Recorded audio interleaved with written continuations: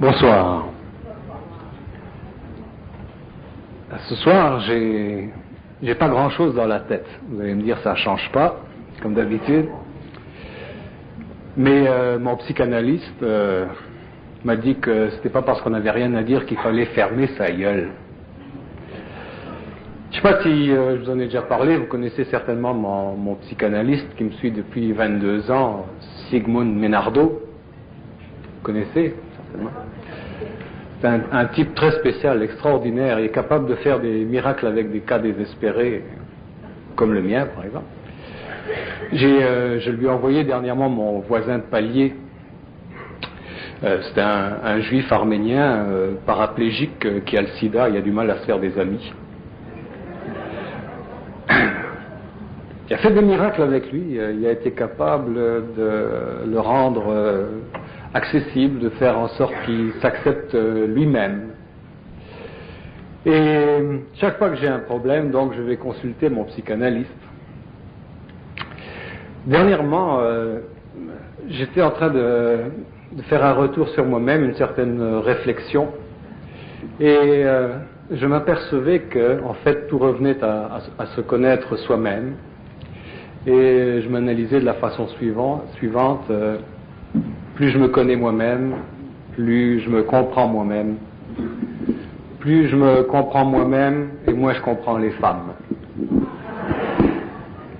Fait que là, j'ai couru voir mon psychanalyste, Sigmund Menardo.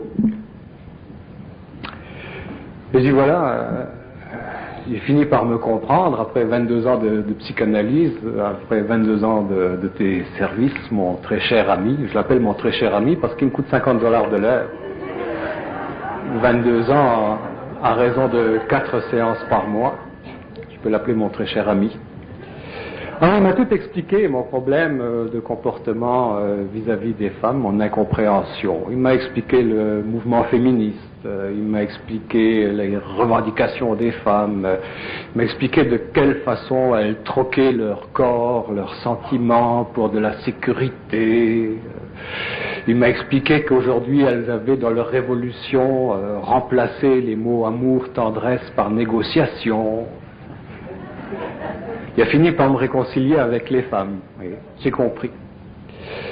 Mais sortant du cabinet du psychanalyste une semaine après, c'est là que les problèmes ont commencé, parce que je suis devenu de plus en plus méfiant avec les femmes une fois que je les ai comprises. Forcément, j'étais rendu méfiant. Ça a été tellement loin que je suis devenu misogyne. Misogyne. Et là, c'est un problème parce que j'ai regardé le dictionnaire. Ce sont des dames autour de moi, ma femme, ma belle-mère, qui m'ont dit que j'étais misogyne. Fait que j'ai regardé la définition du misogyne dans le dictionnaire. Miss qui haït et gonesse, femme qui haït les femmes. Moi, je dis, ça se peut-tu, il va falloir que je retourne en psychanalyse. Là, je suis retourné le voir, puis je dis, voilà, mon problème, c'est que maintenant, je suis rendu misogyne. Alors, il me dit, mais ça, c'est pas pathologique, ça. Ça, c'est pas une maladie, ça. Il dit, moi-même, je suis misogyne. Il dit, je traite pas ça, la misogynie. Ça, c'est une preuve de discernement. Hein. C'est la descente de la conscience. C'est de la conscience pure, ça. Au bout du compte, il dit, quand tu as passé le cap des 40 ans, tu deviens misogyne, forcément. Ouais, Sigmund Menardo, ouais, c'est quelqu'un. Alors, mais c'est pas quelqu'un à inviter dans un party de soirée parce qu'il vous gâche le party très vite. Pour lui, il n'y a pas personne qui a des intentions pures dans la vie, ça n'existe pas, il ne croit pas à ça, aux intentions pures. S'il voit quelqu'un qui est catholique, le moindrement, qui se veut orthodoxe, il va trouver que c'est de l'infantilisme affectif. Puis il va dire ça dans un party, dans la soirée. Il gâche le party comme ça, il est bien gentil, mais il voit des déviations partout. Si vous êtes célibataire, bien c'est pour lui une preuve d'homosexualité latente. J'en ai noté quelques-unes comme ça. Par exemple, bon, c'est pas la peine que je rentre dans tous ces détails-là. Ce que je veux dire, c'est que le psychanalyste, pour lui, tout le monde est névrosé. Tout le monde est un paquet de névroses qui se transmettent de parents à enfants, etc. Donc, tout le monde est malade de l'inconscient. les phobies, les angoisses, les refoulements, les complexes, tout ceci, la pollution émotionnelle, comme il le dit. Tout le monde est malade de cet inconscient personnel. Donc je me suis dit que c'était la chose à traiter ce soir en compagnie de Bernard de Montréal. D'ailleurs, je lui en avais fait allusion. Je lui ai parlé de Bernard de Montréal à mon psychanalyste. Je voulais savoir ce qu'il en pensait. Et il m'a dit, bon ben écoute, amène-moi donc 5 ou 6 cassettes de lui, je l'ai jamais entendu, je vais l'écouter, puis je vais te dire qu'est-ce que c'est comme bonhomme. Ça fait que là, je lui ai amené 6 cassettes. Il les a écoutées, toutes les 6. Il m'a chargé $300 pour l'audition. Mais il a mis son diagnostic au bout du compte. Et là, il m'a enlevé encore une fois des angoisses parce que j'en avais toute une. Je ne sais pas si vous vous souvenez, un soir, on avait fait une conférence avec Bernard et c'était à savoir lequel de nous deux était normal. Vous savez? Et là, il avait créé un certain doute chez moi. Donc, le verdict du psychanalyste, eh bien, Bernard de Montréal, c'est quelqu'un qui a un intellect bien développé. Qui a réussi à fusionner, là j'étais intéressé à savoir quoi, son anima et son animus. C'est quoi? Sa partie féminine, sa partie masculine. Il est passé à travers de l'inconscient personnel qu'il a nettoyé, après quoi il a eu accès à l'inconscient collectif qui est une mémoire cosmique, etc. Bref, diagnostic, c'est que Bernard de Montréal, c'est quelqu'un de tout à fait normal pour un psychanalyste. J'étais soulagé, j'étais tranquille, je suis retourné chez moi, puis c'est là que les problèmes ont commencé. Puis c'est toujours comme ça, avec moi ça fait 22 ans que je suis traité, vous comprenez? C'est que quand il m'enlève une angoisse, il y en a tout de suite une autre qui surgit après. Je suis un cas pour lui, un cas clinique très intéressant. Il y a même des consultations qu'il me fait gratuitement, des fois, parce que c'est un cas intéressant pour lui. Le fait que Bernard de Montréal, comme vous le connaissez, comme je le connais, avec toute son intelligence, toute la distance qu'il peut y avoir entre son intelligence et la nôtre, soit reconnu comme quelqu'un de normal, imaginez-vous, nous, où est-ce qu'on se situe là-dedans? On est obligé de constater qu'on est totalement anormal. Donc, j'y suis retourné voir Sigmund Menardo. Et je vous en dirai pas plus pour ce soir, mais la prochaine fois, on va s'en reparler. Ce soir, on va accueillir maintenant Bernard de Montréal, qui va venir nous parler de sa vision, de sa perception de l'inconscient personnel et de l'inconscient collectif. Monsieur Bernard de Montréal.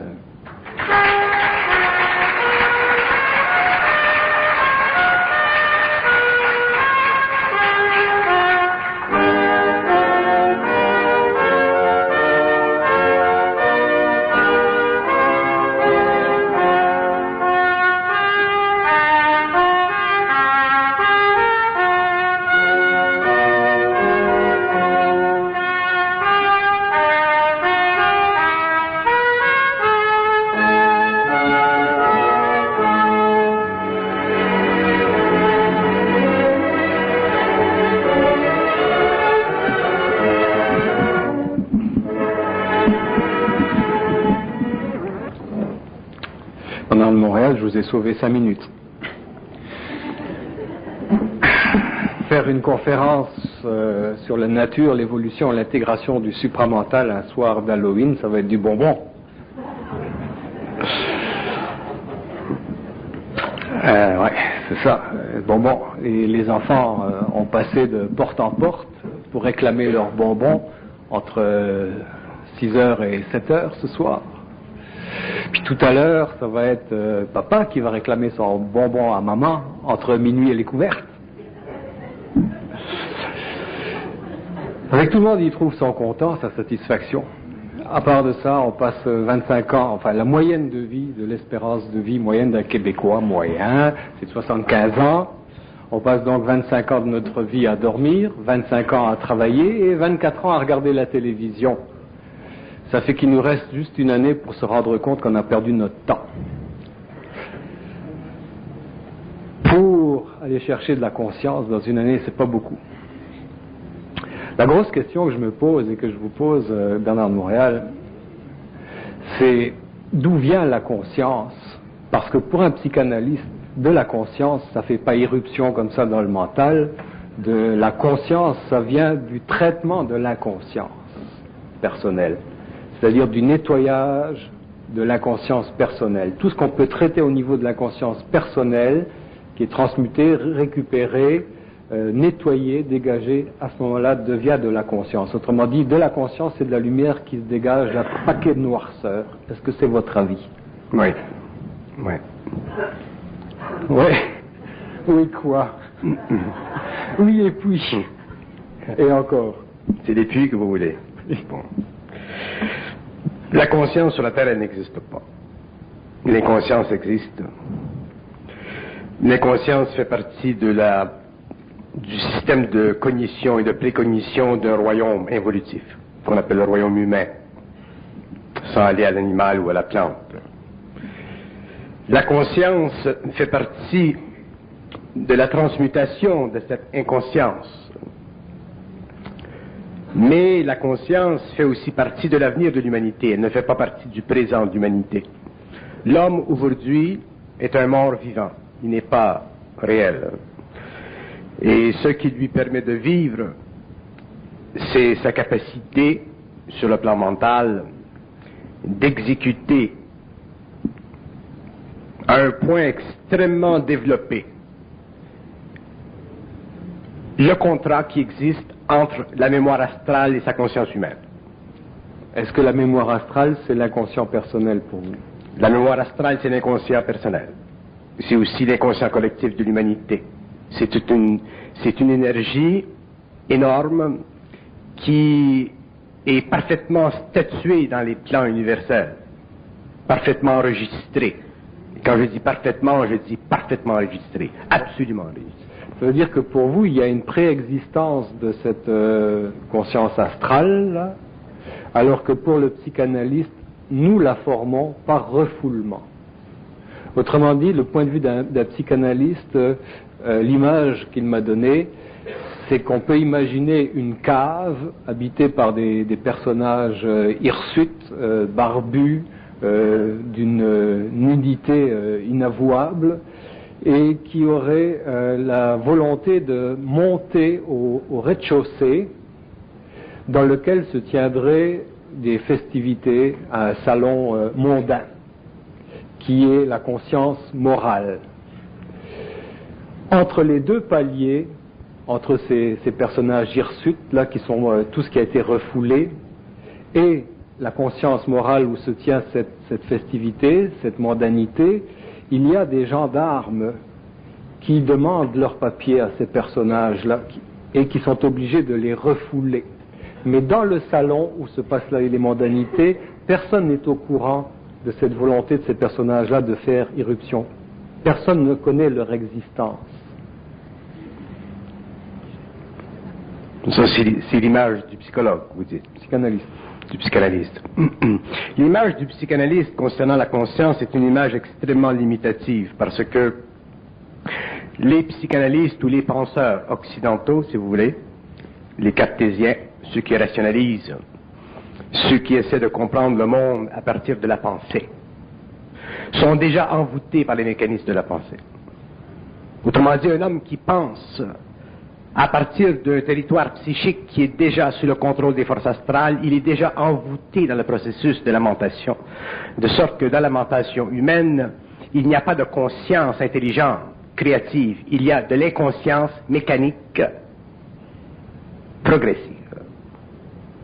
Et cette inconscience mécanique progressive que nous appelons l'intellect, la raison, fait partie de la capacité mentale de l'homme de développer des alliances plus ou moins subtiles avec le monde astral, autrement dit avec le monde de la mémoire, avec le monde de l'inconscient, avec le monde de la mort, avec le monde des symboles, avec le monde qui, d'une façon directe ou indirecte, souffle dans le mental humain des idées qu'on appelle l'intuition.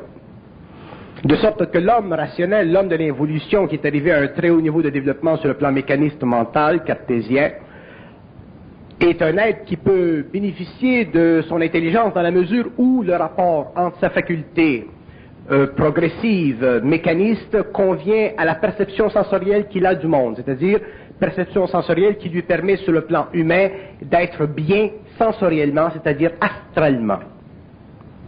Mais à partir du moment où l'homme se détache de cette conscience astrale qui est dominée par les sens, et qu'il entre dans le vide créatif d'une conscience qui est nouvelle, c'est-à-dire d'une conscience qui n'appartient pas à la régie des sens, mais qui appartient au royaume, si vous voulez, de l'esprit pur, c'est-à-dire de ce lien universel entre l'ego parfaitement développé et le plan mental supérieur où règne cette énergie nouvelle, cette lumière de l'homme.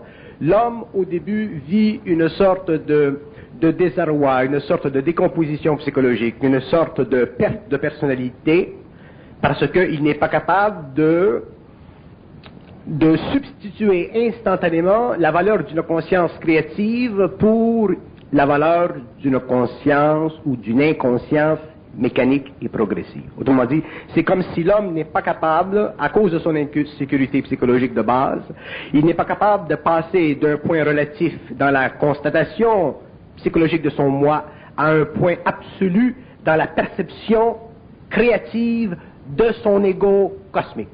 L'homme est impuissant, il n'est pas capable de passer de la finitude à l'infinité, de la relativité à l'absolu, de la mortalité à l'immortalité, de la pensée personnalisée à la pensée purement créative, non personnelle, objective. Il n'est pas capable de passer de la structure psychologique du moi fondée sur la perception sensorielle de son ego vis-à-vis le monde qui l'entoure, vers une structure psychique du moi qui n'est pas fondée sur l'autorité psychologique de sa civilisation. Autrement dit, l'homme n'a pas de conscience, ou ne sent pas sa conscience, ou ne peut pas percevoir sa conscience, parce que, à l'intérieur de sa conscience, ou autour de sa conscience, ou dans la configuration psychologique de son moi, il existe toujours le besoin de se sentir en relation d'amitié ou d'équilibre avec la société dans laquelle il est. Et ceci fait partie de la progression psychologique du moi, et c'est bon. Mais, à partir du moment où l'homme passe de l'involution à l'évolution, qu'il passe du plan de l'inconscience mortelle à la conscience qui éventuellement l'amène à dédoubler sa connaissance égoïque pour l'amener à prendre conscience du territoire psychique de son ego mental, c'est-à-dire de sa totale intelligence, qui fait partie des archives universelles, à ce moment-là, l'ego est totalement désemparé et il n'a pas la force suffisante pour reprendre sur lui-même, envers lui-même et pour lui-même, l'autorité absolue d'une conscience qui est cosmique mais véhiculée à travers un ego éveillé. Il est obligé, petit à petit, pour en arriver à cela, de défaire la puissance invocatrice de sa conscience illuminée par l'histoire, qui lui donne le support psychologique au niveau du moi, mais dans un même temps lui enlève la volonté de contester tout ce qui est relatif à sa conscience universelle, c'est-à-dire tout ce qui est péjoratif à l'unité de son moi avec son moi cosmique, c'est-à-dire tout ce qui l'empêche en tant qu'homme d'être parfaitement équilibré dans ses centres d'énergie.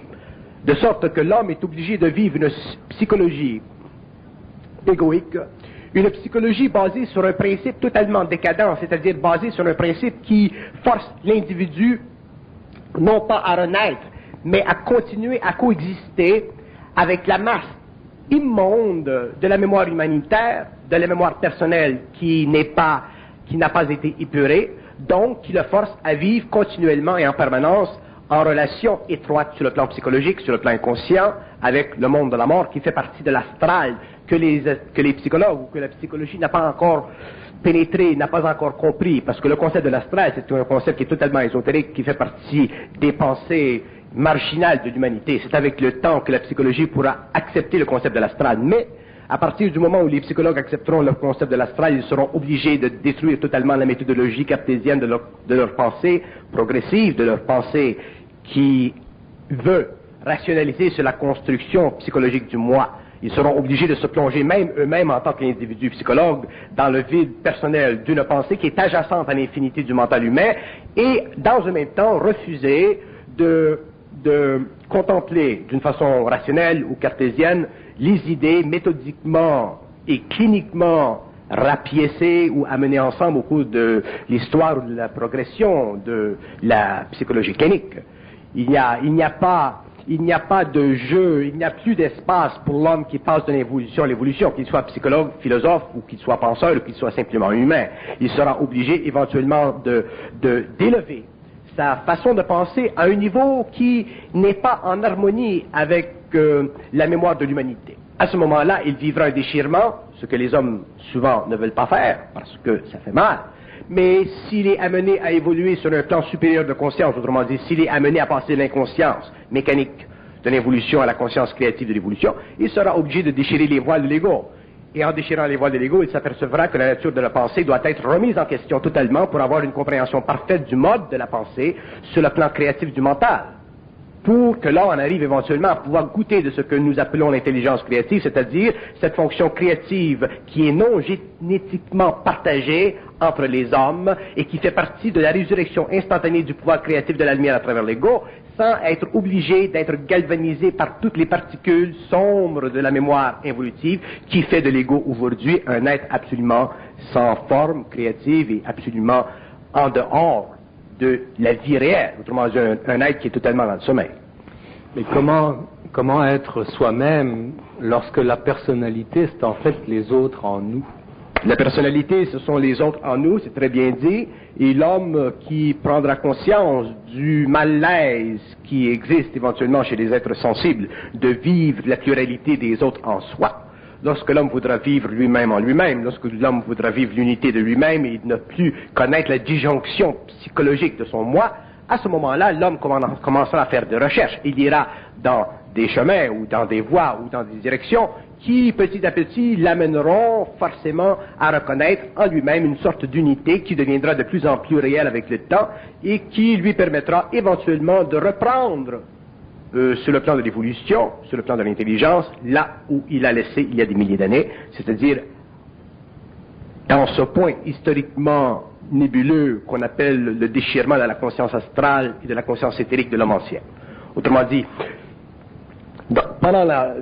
au cours de l'évolution, il y a eu le développement du corps éthérique chez l'homme, ensuite il y a eu le développement du corps astral, ensuite il y a eu le développement du corps mental. Ça, c'est pendant l'évolution. Au cours de l'évolution, l'homme devra refaire le chemin en retour. L'homme devra retourner à la conscience du corps éthérique, mais au lieu de vivre la conscience du corps éthérique à partir simplement de la genèse moléculaire de sa science cosmique non résolue sur le plan de l'ego, comme il le faisait au cours de la deuxième race ou troisième race racine, il le vivra sur le plan particulier de sa contemplation égoïque mentale supérieure dans une race qui convient à la sixième qui vient, et il pourra ainsi prendre conscience absolument de la mémoire du temps. C'est-à-dire, il pourra, en tant qu'individu, être capable de supporter sur ses épaules la qualité absolue d'une conscience qui est capable de narrer les faits de la genèse de l'homme, de la genèse de l'esprit, de la genèse de l'âme, de la genèse du mouvement, de la genèse de la lumière, de la genèse du temps, de la genèse de l'espace, de la genèse du vide. Il pourra ainsi contempler l'absolu et définir l'infinité en fonction de sa capacité de le réaliser. Donc l'homme ne sera plus hébergé constamment et de façon permanente dans une antiquité mémorielle qui fait de nous aujourd'hui des êtres qui ne sont pas capables de survivre seuls, de vivre seuls, mais qui sommes obligés de vivre en constante aliénation et constante relation avec un mode de personnalisation de l'ego qui fait partie de l'accroissement de l'influence petit à petit des autres personnalités dans le monde qui forment la grande masse humaine. Bon, prenons un cas concret qui est très courant, celui d'avoir eu, par exemple, un père autoritaire, une mère névrosée, despotique, etc. La personne qui est issue de ce foyer, elle sera névrosée toute sa vie. Et toute sa vie, son comportement va être déterminé par la transmission de ce comportement de ses parents sur elle. Ce que vous dites est une erreur de pensée. Ce sont les psychologues qui pensent comme ça. Les psychologues, je comprends pourquoi ils pensent comme ça, parce que la façon de penser des psychologues, c'est une façon de penser qui convient à ce que l'on peut appeler la dynamique accumulative des impressions. Donc la psychologie cartésienne, la psychologie du monde occidental, c'est une science qui est basée sur le principe que toute addition génétique, toute addition mémorielle, toute addition d'impressions, éventuellement crée une personnalisation de l'objet lui-même. Et ceci est vrai. Un être qui naît dans une famille qui ne représente pas les plus hauts niveaux de la conscience, effectivement, au cours de son évolution, il en souffre. Pourquoi il en souffre? Il en souffre parce qu'il n'est pas capable de vivre en dehors de l'impression. Il n'est pas capable de vivre libre de l'impression. Mais un homme nouveau, qui est né, si vous voulez, d'un milieu réellement restreint, un milieu qui n'est pas fortuné sur le plan psychologique, sait très bien et réalise très bien que ce que nous appelons la conscience, c'est l'éclatement de la lumière dans la forme, l'éclatement de la lumière dans les ténèbres. Donc, lorsque la lumière éclate dans les ténèbres, quelles que soient les ténèbres, que ce soit des ténèbres d'alcool, que ce soit des ténèbres de prostitution, que ce soit des ténèbres qui représentent les différentes velléités de l'inconscience humaine, ça n'a absolument aucune importance. Ce que je reproche à la psychologie moderne, c'est que dans son enseignement rationnel, basé sur l'observation clinique des impressions accumulées, elle empêche l'homme qui vient d'un milieu réellement bas en impression de pouvoir sentir en lui-même sa propre lumière. Un homme qui vient d'un milieu qui a été réellement déchiré va sentir, et on va le pointer même. On va dire, ah ben écoute, toi tu viens de tel milieu, il n'y a pas d'espoir pour toi dans la vie. Et ça c'est une illusion, c'est une très grande erreur, et je ne veux pas dénigrer la psychologie, parce que la psychologie elle est extrêmement importante pour l'humanité, et ceux qui sont dans ce domaine font de grands efforts, mais je veux faire un point sur ce fait, que la psychologie, avec ses bonnes intentions, elle empêche l'homme de prendre conscience qu'il est capable de dépasser la totalité des impressions créées consciemment ou inconsciemment sur son moi, dans la mesure où la psychologie connaît les lois de l'énergie, connaît les lois de la lumière, connaît les lois de l'intelligence, connaît les lois de la raison, connaît les lois de l'intuition, connaît les lois psychiques de l'homme. Si la psychologie connaît les lois, ou lorsqu'elle connaîtra les lois de l'homme, elle verra qu'il n'y a pas de limite à l'homme. D'ailleurs, nous avons des faits constamment. Nous voyons dans le monde des hommes qui ont créé de grandes choses, qui ont survécu, qui ont dépassé des conditions extrêmement banales dans leur vie. Pourquoi? Parce qu'ils avaient la force interne de dépasser la limitation psychologique de l'impression. Donc,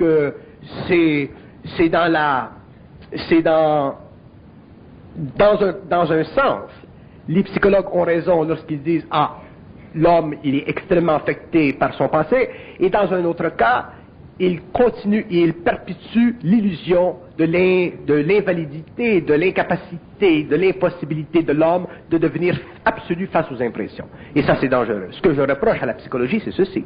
Je le reproche parce que je sais qu'elle devra un jour transmuter sa façon de voir les choses. Elle devra un jour, la psychologie devenir extrêmement occultifiée. Elle devra devenir extrêmement marginale, c'est-à-dire qu'elle devra sortir des conditions qu'elle s'est pendant l'évolution imposées et réellement regarder l'homme en face, regarder l'homme à l'intérieur de lui-même et voir que l'évolution, les lois de l'évolution, les lois de l'esprit, les lois de l'énergie, les lois de l'homme, les lois cosmiques, les lois qui renferment la totalité d'un plan extrêmement important sur le plan évolutif tel que l'homme, ce sont des lois qui sont au-dessus de la pensée purement rationnelle, et ce sont des lois qui doivent être éventuellement investiguées par l'homme, regardées froidement, de façon absolue, et aussi supportées par un mental qui est capable de se séparer du besoin psychologique de se sécuriser dans l'évolution et la mémoire de l'évolution, ce que nous appelons les connaissances, pour aller de plein front dans l'infinité du savoir qui fait partie de la progression naturelle ou de l'évolution naturelle de l'homme,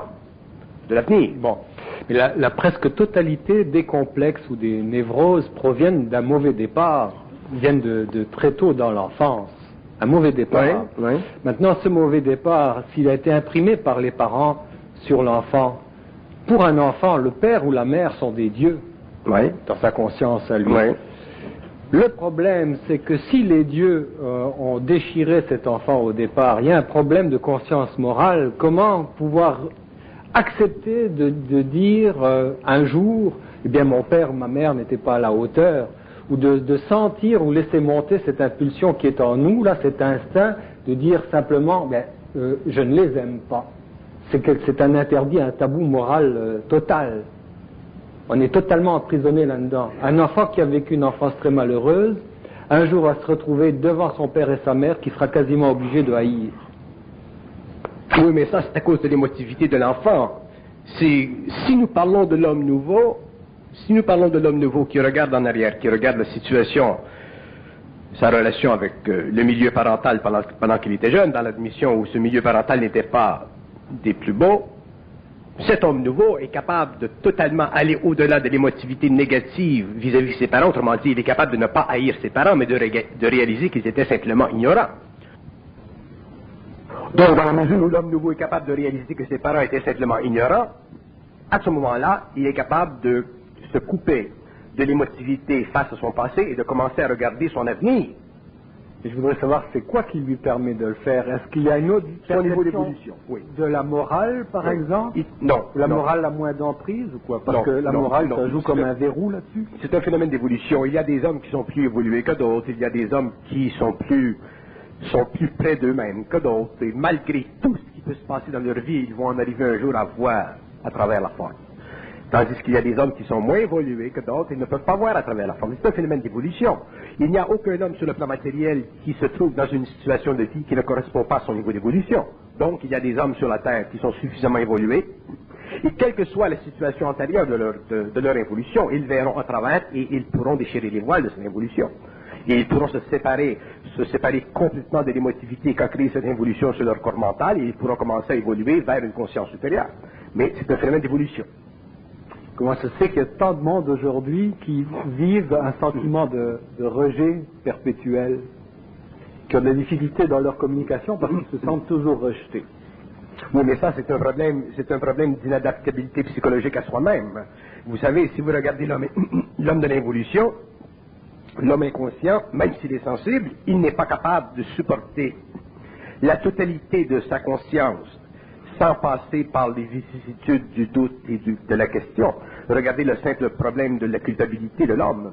Dans le monde occidental, la culpabilité, c'est le verrou qui ferme la porte de l'homme à sa réalité. Donc, pour en arriver à dépasser la culpabilité, autrement dit, pour en arriver à être capable sur le plan émotif de ne plus subir la culpabilité, parce que la culpabilité, c'est un phénomène d'émotion dans le mental. Il faut avoir un mental extrêmement fort, un mental solide, un mental capable de supporter la solitude de l'ego face à la réalisation de certains antécédents, de certaines conditions de vie imposées par la société ou le milieu familial. Le problème de la force, qu'est-ce que c'est la force dans l'homme? La force dans l'homme, c'est toujours un peu de cette lumière, mais cette force, cette lumière, elle est toujours un peu astralisée. C'est pour ça que nous aurons besoin au cours de l'évolution de science, et nous en venons à ceci.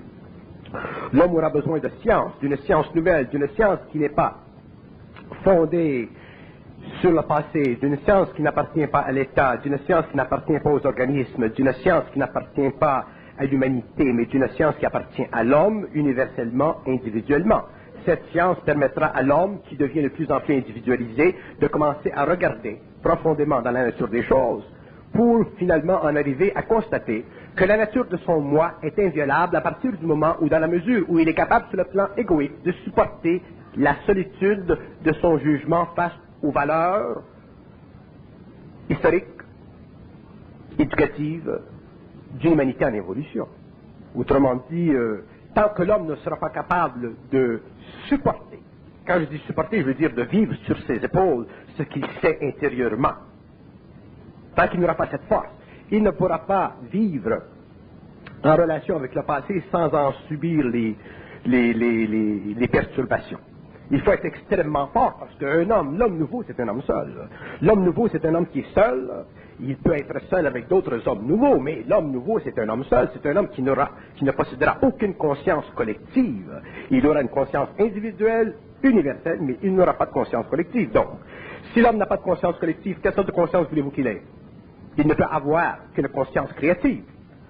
Donc, conscience créative veut dire quoi? Veut dire conscience qui n'est pas fondée sur le jeu de l'ego en relation avec le social ou avec l'histoire, mais sur la puissance de l'ego de constamment renouveler les mouvements de l'énergie dans son mental, c'est-à-dire de regarder constamment le mouvement de la forme qui constitue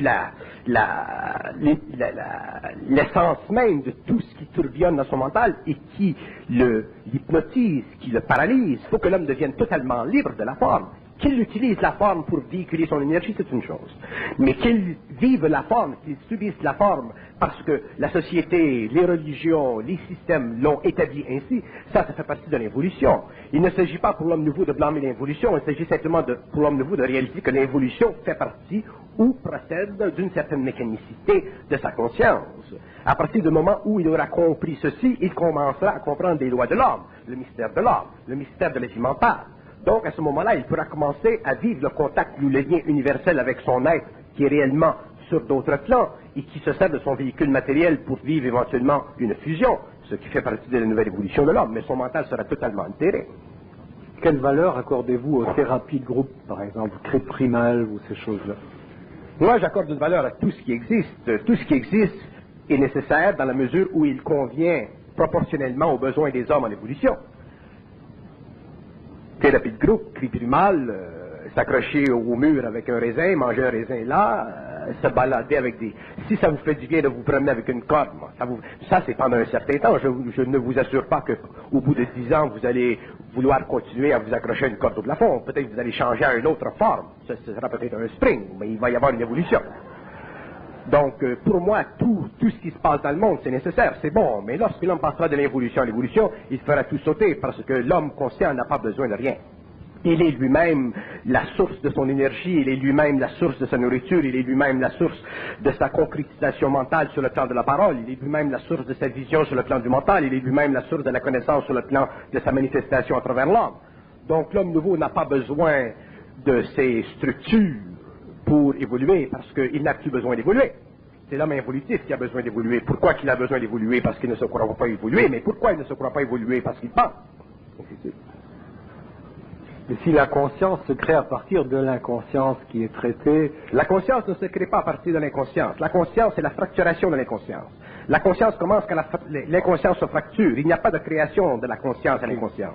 Il y a de l'intuition, mais pas de la création. Dans la libération, par exemple, des complexes ou la solution d'une névrose, il y a une libération d'énergie qui est récupérable à ce niveau-là. Oui, dans la solution d'une névrose, l'élimination des complexes, il y a une récupération d'énergie, mais cette récupération d'énergie n'est pas totale parce qu'elle sert simplement à rebalancer le corps astral et dans un même temps, elle garde le corps mental impuissant dans la reconstruction psychique de son moi. Autrement dit, une personne qui vit une reconstruction sur le plan des complexes ou une personne qui dépasse une névrose, elle va continuer à demeurer inconsciente.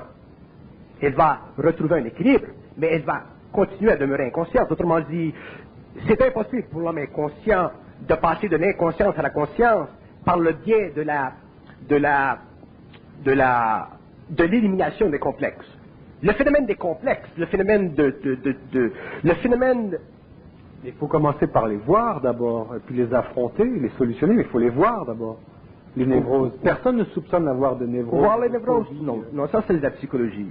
Un psychologue ou une personne qui est intéressée à la psychologie ou à la version psychologique du moi va s'intéresser à voir ses névroses. Bon, mais si vous cherchez à voir vos névroses, vous allez en voir toute votre vie des névroses. Parce qu'une névrose mène à une autre névrose, une autre névrose, une autre névrose. Il ne s'agit pas pour l'homme de voir ses névroses. Il s'agit à l'homme de connaître les lois de son mental. Et la loi fondamentale de l'homme nouveau concernant le mental, c'est la réalisation que ce qui est névrotique ou n'importe quoi est issu d'une conjonction entre l'activité mentale de l'homme et son cerveau. Cette conjonction, elle est fixée dans un espace, dans une dimension quelconque que nous appelons l'astral. L'astral fait partie de la mémoire de l'humanité en juxtaposition avec la mémoire personnelle. Donc l'astral est effectivement une dimension invisible qui a un très grand effet sur le mental humain, sur le comportement humain. À partir du moment où l'homme comprend ceci, réalise ceci, c'est complexe et tous ces traumatismes commencent lentement à se briser. Sinon, vous allez vous observer toute votre vie, vous allez devenir comme des singes ou des loups-garous. Vous allez vous observer, vous observez un poil, il en pousse un autre, vous observez un poil, il en pousse un autre. Oui, il y a des hommes qui sont observés toute leur vie. Il ne s'agit pas pour l'homme de s'observer toute sa vie, il s'agit pour l'homme de connaître les lois de l'origine de son mental, c'est-à-dire les lois de l'origine des mensonges dans son mental, c'est-à-dire les lois de la pensée qui, à l'origine, au lieu de l'instruire dans la réalisation d'un moi intégral, l'instruisent dans la relation d'un moi péjorativement axé sur une constatation puérile de son moi face à une situation de vie qui, sur le plan de la masse mondiale, correspond à l'absence de volonté chez l'homme. La psychologie est trop compliquée. Elle est trop complexe. Comment voulez-vous qu'un psychologue qui psychanalyse lui-même ait une vie qui soit fragmentée? C'est un contresens. C'est un contresens. Comment voulez-vous qu'une personne qui semble guider les hommes, aider les hommes, faire voir aux hommes, amener les hommes à l'intégration, eux-mêmes soient désintégrés? Ça n'a pas de bon sens. Donc c'est un jeu de l'esprit. Effectivement, il y a un travail qui se fait sur le plan psychologique pour rebalancer les situations réellement extrêmes de l'ego. Mais ce n'est pas de la conscience. Un psychologue ne peut pas amener un homme à la conscience. Ça prend une science nouvelle, cosmique qui ne fait pas partie de l'ego, qui n'est pas sur le territoire de l'évolution pour amener l'homme à la conscience, pour que l'homme puisse connaître les lois de l'invisible face à son mental, les lois de la pensée. Il faut que l'homme connaisse les lois de la pensée pour réellement entrer dans une conscience.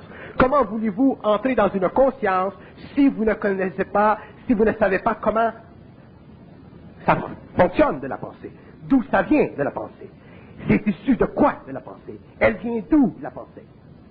Pourquoi telle pensée? Impossible.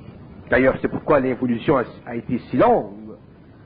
C'est pourquoi les hommes de la nouvelle évolution, de la nouvelle époque, qu'ils soient de n'importe quelle région du monde, auront une conscience universelle, qui ne sera pas une conscience psychologisée, mais une conscience créative basée sur la relation entre l'homme intégralement uni à son origine, c'est-à-dire à sa conscience égoïque, cosmique, universelle, qui est en dehors de la forme, qui est simplement énergie.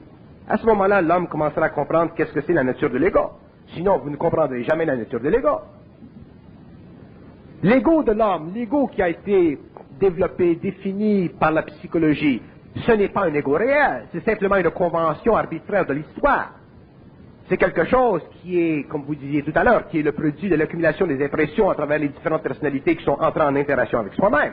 Mais ça, ce n'est pas un ego réel, c'est un ego qui est platitudinal, c'est une platitude, c'est un ego qui est totalement stupide, même s'il est intelligent. Ce n'est pas un doctorat qui rend l'homme intelligent. Au contraire, il y a des doctorats qui réellement continuent à manipuler l'intelligence de l'homme de telle sorte qu'elle devient de plus en plus mécanique et de moins en moins créative.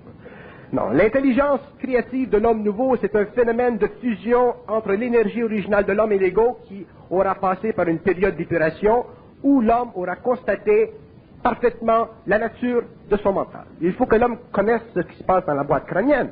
Qu'est-ce que c'est que ça? Pourquoi j'ai une pensée folle? Pourquoi? Si j'ai une pensée folle, il y a une raison. Donc, si je reçois une pensée folle, il faut que je sache d'où elle vient, cette pensée folle. Elle ne vient pas de ma poche. Elle vient de quelque part. Il y a une réalité à cette pensée folle. Donc, il faut que je puisse personnaliser ma relation avec cette source de pensée folle. Donc, ça m'invite automatiquement à entrer en contact télépathique avec l'astral. Donc, si je dois défaire ce contact télépathique, il me faut automatiquement assumer la responsabilité du rôle que je me donne en tant qu'homme de communiquer avec des plans invisibles. Mais pour un ego qui est rationnel de communiquer avec des plans invisibles, c'est déjà le début d'une certaine folie. Donc, ce n'est pas facile pour un ego qui est cartésien, qui est éduqué à l'Université de Montréal, et ainsi de suite.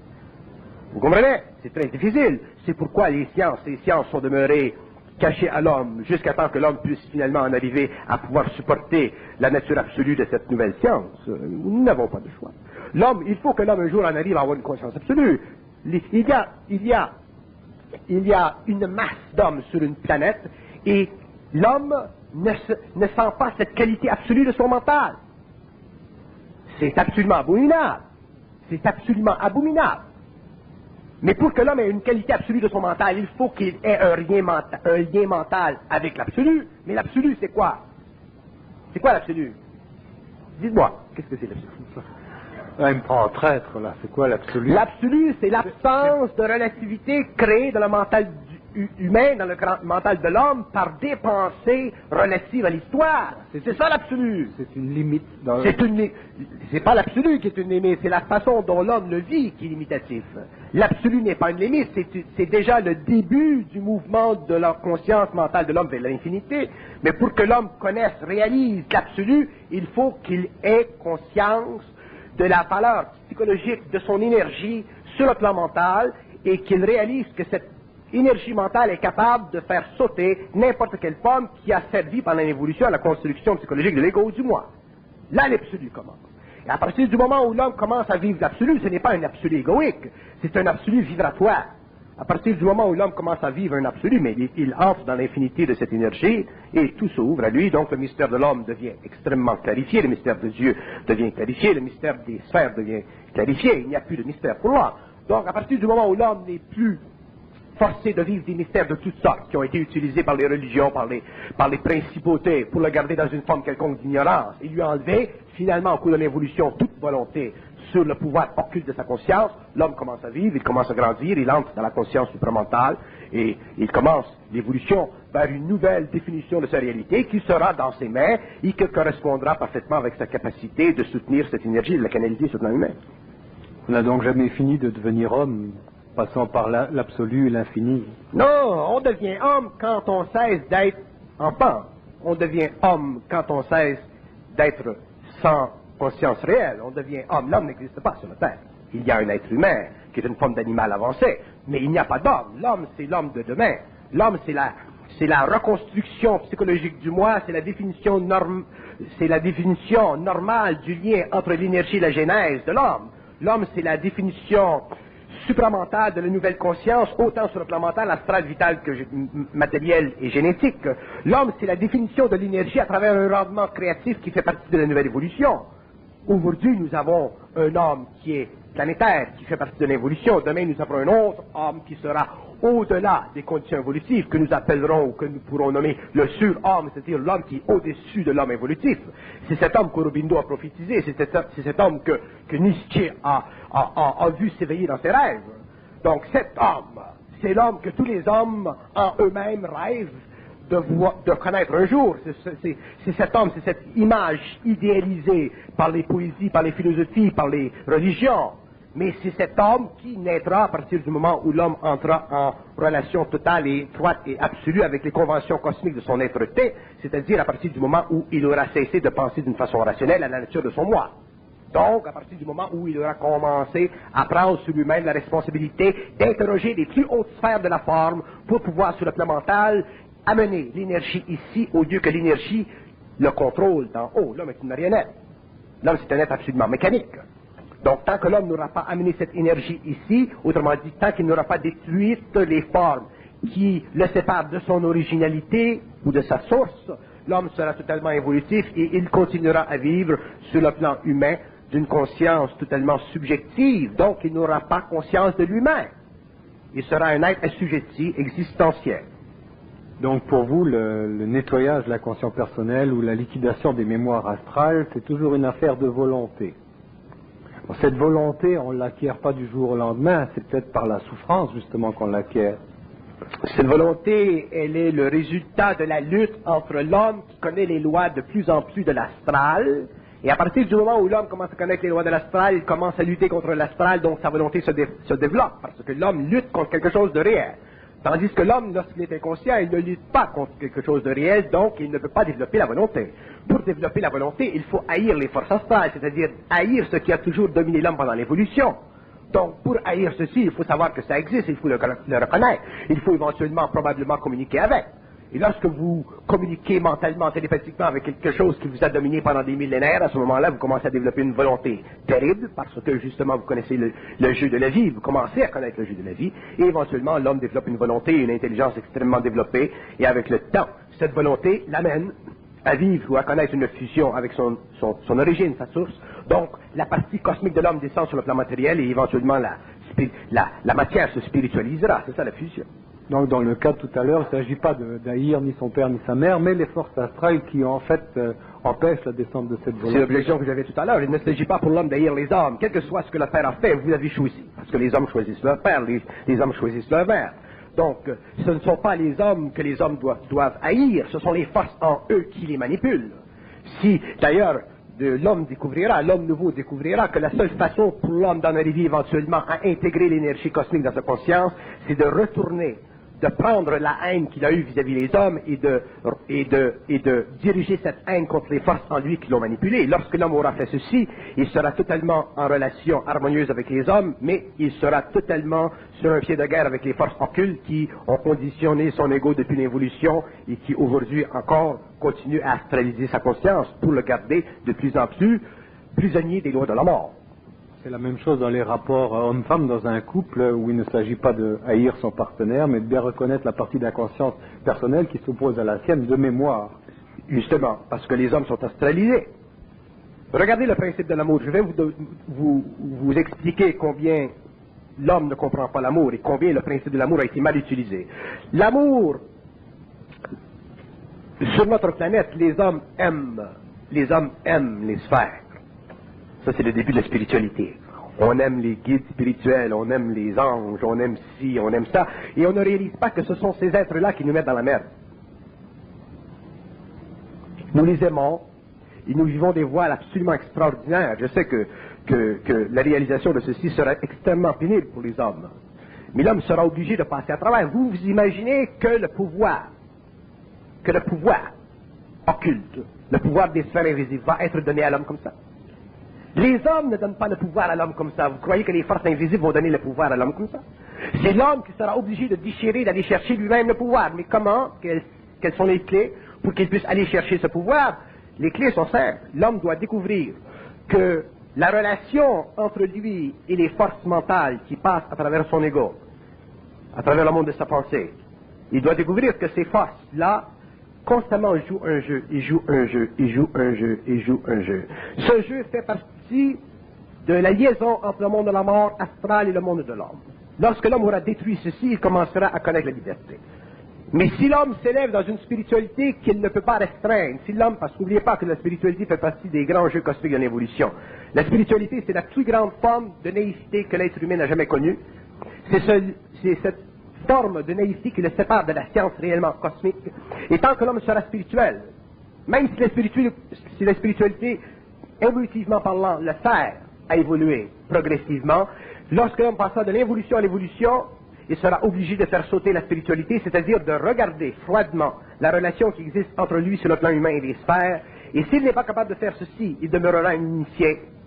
Il ne sera jamais capable d'en arriver à contrôler l'énergie, développer sa volonté et commencer à utiliser l'énergie de son intelligence.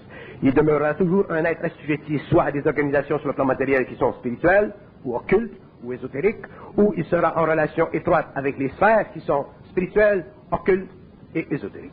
Donc l'homme n'aura aucune individualité, il sera encore un pion dans une grande partie d'échecs qui fait partie des lois cosmiques de la spiritualité et qui font partie encore des lois cosmiques, politiques de ces mondes sur l'homme. Et pour vous, c'est quoi l'inconscient collectif?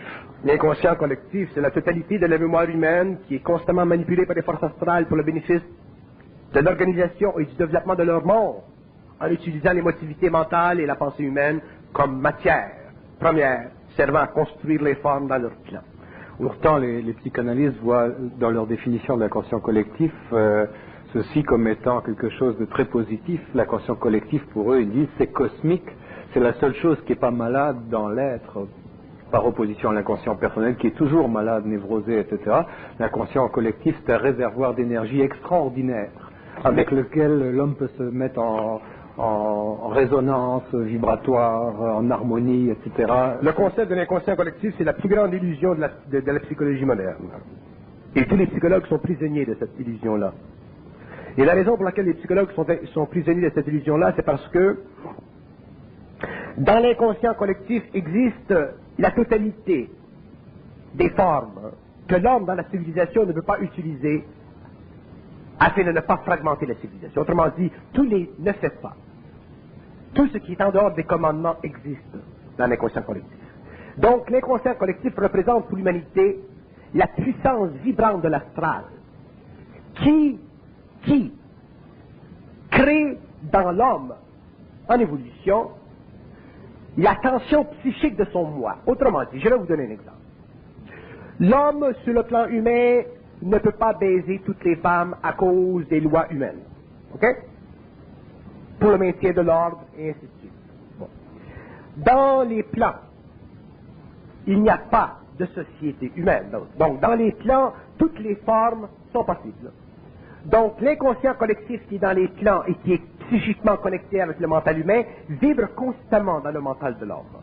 Donc, l'homme, sur le plan humain, il vit toujours la tension psychique d'un besoin d'aller au-delà des lois humaines de sa civilisation. Et cette tension, elle est responsable pour les différentes formes de criminalité que nous avons dans le monde. Et les psychologues osent dire que l'inconscient collectif, c'est ce monde extraordinaire que les hommes n'ont pas réussi à mater. Il ne s'agit pas à l'homme de devenir une pute. Il s'agit à l'homme d'en arriver à comprendre les lois de la putanerie. Vous comprenez? Il s'agit pour l'homme d'en arriver à comprendre la manipulation. Je vais vous donner un exemple, plus près de soi. Regardez quand nous fumons, lorsque l'on fume. Hein? Là, vous êtes bien, vous n'avez pas besoin de fumer. Puis d'un coup, il se passe une petite vibration en soi. un petit... Ah, là, ça c'est l'indique pour la cigarette. Nous croyons que c'est la cigarette qui nous fait faire ça, c'est pas ça. C'est l'astral qui nous envoie une vibration pour que nous prenions une cigarette pour que nous puissions, avec le temps, parce que c'est tout calculé sur les autres plans, quand tu manges 55 000 cigarettes, tu vas vivre 7 ans de moins, tout est calculé de l'autre côté. Et si l'homme savait que chaque fois qu'il vit une impression de prendre une cigarette, cette impression, elle vient de l'astral. S'il veut la prendre la cigarette, c'est lui qui le fait, ok. Mais s'il prend cette cigarette parce qu'elle est le produit d'une manifestation astrale à travers son corps, ses plans, à ce moment-là, il est astralisé. Et c'est toujours la même chose. Nous n'avons aucune notion de la présence de l'astral à travers nos principes. Nous croyons que nous fumons de la cigarette parce que la cigarette, elle est accumulative sur le plan toxique, donc une cigarette mène à une autre cigarette et une autre cigarette mène à une autre cigarette. C'est une illusion. Nous fumons une autre cigarette parce que nous sommes amenés de l'astral à fumer cette cigarette. Et si l'astral coupait cette vibration, nous ne pourrions pas fumer une cigarette.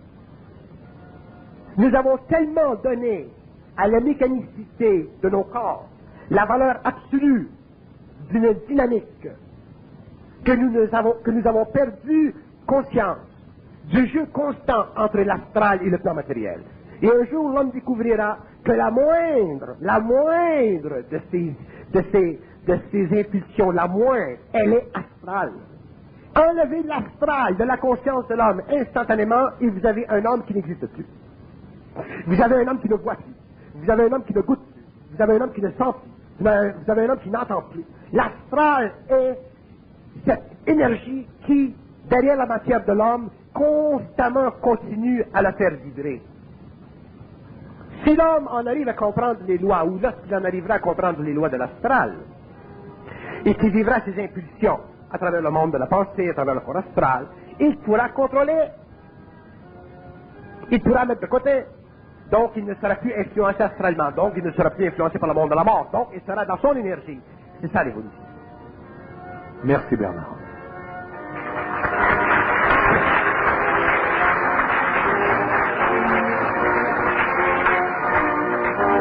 On fait une pause d'une demi-heure.